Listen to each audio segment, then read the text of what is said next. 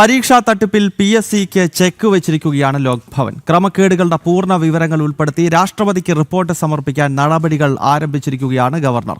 PSCക്കെതിരെ 100-ലധികം പരാതികൾ രജിസ്റ്റർ ചെയ്തിട്ട് അന്വേഷണം കാര്യക്ഷമമല്ലാതെ വന്നതോടെയാണ് ഗവർണർ നിർണായകമായ ഇടപെടൽ നടത്തിയിരിക്കുന്നത്. ഗവർണറുടെ റിപ്പോർട്ട് രാഷ്ട്രപതി സുപ്രീം കോടതിക്ക് കൈമാറിയാൽ PSCയുടെ നിലനിൽപ്പ് തന്നെ ചോദ്യം ചെയ്യപ്പെട്ടേക്കാം. പ്രശാന്ത് ശങ്കരമംഗലത്ത് വിശദാംശങ്ങൾ നൽകും. പ്രശാന്ത്, ലോക് ഭവന്റെ ഭാഗത്ത് നിന്ന് വളരെ സുപ്രധാനമായിട്ടുള്ള ഇടപെടൽ എന്ന് തന്നെ വേണം വിശേഷിപ്പിക്കാൻ. ഒരുപക്ഷെ രാഷ്ട്രപതി ഇത് സുപ്രീം കോടതിക്ക് കൈമാറിക്കഴിഞ്ഞാൽ പിന്നീട് എന്തൊക്കെയായിരിക്കും സംഭവിക്കുക? ഇതിന്റെ നിയമവ്യവസ്ഥകൾ എന്തൊക്കെയാണ് പ്രശാന്ത്?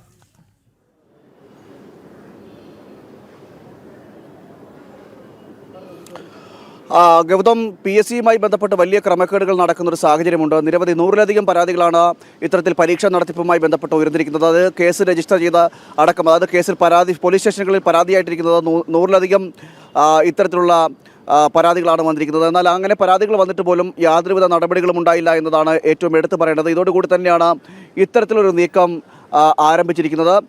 ഗവർണർ ലോക് ഭവൻ ഇതിൽ ഇടപെടുന്ന ഒരു സാഹചര്യമൊക്കെ ഉണ്ടായതും ഇതിൻ്റെ ഭാഗമായിട്ടാണ് എന്നാണ് ഇപ്പോൾ നമുക്ക് മനസ്സിലാക്കാൻ സാധിക്കുന്നത്. അതുകൊണ്ട് തന്നെ ഈ നിലവിൽ PSCയുമായി ബന്ധപ്പെട്ട് പറയുകയാണെങ്കിൽ അതിൽ ആകെ രജിസ്റ്റർ ചെയ്തിരിക്കുന്ന കേസ് എന്ന് പറയുന്നത് അത് ആസൂത്രണ ബോർഡിലെ പരീക്ഷ നടത്തിപ്പും അതിൻ്റെ ക്രമക്കേടുമായി ബന്ധപ്പെട്ടൊക്കെയാണ് നിലവിൽ അന്വേഷണം നടക്കുന്നത്. ക്രൈംബ്രാഞ്ചിൻ്റെ അന്വേഷണവും അത് പ്രത്യേക അന്വേഷണ സംഘം രൂപീകരിച്ചുകൊണ്ടുള്ള അന്വേഷണം നടക്കുന്നതും ഈ കേസിൽ മാത്രമാണ്. മറ്റ് കേസുകളിലൊന്നും യാതൊരുവിധ അന്വേഷണവും നിലവിൽ നടക്കുന്നില്ല.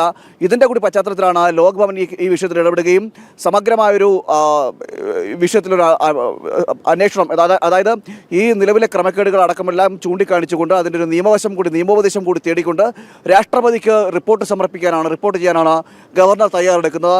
ഇതിൽ രാഷ്ട്രപതിക്ക് റിപ്പോർട്ട് ചെയ്താൽ ഉണ്ടാകുന്ന ഫലമെന്ന് പറയുന്നത് ഇത് വിശദമായി രാഷ്ട്രപതി പരിശോധിച്ചതിന് ശേഷം അത് സുപ്രീം കോടതിക്ക് കൈമാറുകയും ചെയ്യും.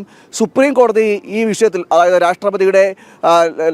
രാഷ്ട്രപതി തന്ന റിപ്പോർട്ടിൻ്റെ അടിസ്ഥാനത്തിൽ ഒരു അന്വേഷണം പ്രഖ്യാപിക്കുകയും അങ്ങനെ ഒരു അന്വേഷണം പ്രഖ്യാപിച്ചു കഴിഞ്ഞാൽ ഇക്കാര്യങ്ങളെല്ലാം ചോദ്യം ചെയ്യപ്പെടുകയും അതോടൊപ്പം തന്നെ ആ സുപ്രീം കോടതിയുടെ അന്വേഷണത്തിൻ്റെ റിപ്പോർട്ടിൻ്റെ അടിസ്ഥാനത്തിൽ രാഷ്ട്രപതിക്ക് PSCയെ തന്നെ പിരിച്ചുവിടാനുള്ള, നിലവിലെ ഭരണസമിതിയെ തന്നെ പിരിച്ചുവിടാനുള്ളൊരു സാഹചര്യം ഉണ്ടാവുകയും ചെയ്യും. നിലവിൽ PSC ചെയർമാൻ അടക്കമുള്ളവർക്ക് എതിരെ ആണ് ഇതുമായി ബന്ധപ്പെട്ടൊക്കെ പരാതി ഉയർന്നിരിക്കുന്നത്. കാരണം ഈ ആസൂത്രണ ബോർഡിലെ ക്രമക്കേടുമായി ബന്ധപ്പെട്ടൊക്കെ നടത്തിയ തട്ടിപ്പിൽ അതിൽ PSC ചെയർമാനും മറ്റംഗങ്ങൾക്കും അടക്കം പങ്കുണ്ട് എന്നടക്കമുള്ള വിവരങ്ങൾ പുറത്തു വരുന്നൊരു സാഹചര്യം കൂടിയൊക്കെ നിലനിൽക്കുന്നു. ഇതിൻ്റെ കൂടി പശ്ചാത്തലത്തിലാണ് ഇത്തരത്തിൽ ഗവർണർ ഈ വിഷയത്തിൽ ഇടപെടുന്നു എന്നത് എടുത്തു പറയേണ്ടത്. സുപ്രധാനമായ രീതിയിലാണ് ഗവർണറുടെ ഇടപെടൽ എന്നാണ് നമുക്ക് മനസ്സിലാക്കാൻ സാധിക്കുന്നത്. അതുമായി ബന്ധപ്പെട്ട്, അതായത് PSC എന്ന് പറയുന്നത് ഒരു ഭരണഘടനാ സ്ഥാപനമാണ്. ആ ഭരണഘടനാ സ്ഥാപനമായതുകൊണ്ട് തന്നെ ഗവർണർക്ക് അതിൽ നേരിട്ട് ഇടപെടാൻ സാധിക്കില്ല. അതോടൊപ്പം തന്നെ നമ്മുടെ സംസ്ഥാനത്തെ ഭരണവ്യവസ്ഥയടക്കം നോക്കുമ്പോൾ അതിൽ ഒരു നേരിട്ട് ഇടപെടൽ നടത്താൻ സാധിക്കില്ല. നേരെ മറിച്ച് ഗവർണർക്ക് നിലവിൽ നടക്കുന്ന സാഹചര്യങ്ങൾ, PSCയുമായി ബന്ധപ്പെട്ട് നടക്കുന്ന സാഹചര്യങ്ങൾ, അത് കൃത്യമായി രാഷ്ട്രപതിയെ ധരിപ്പിക്കാൻ കഴിയും.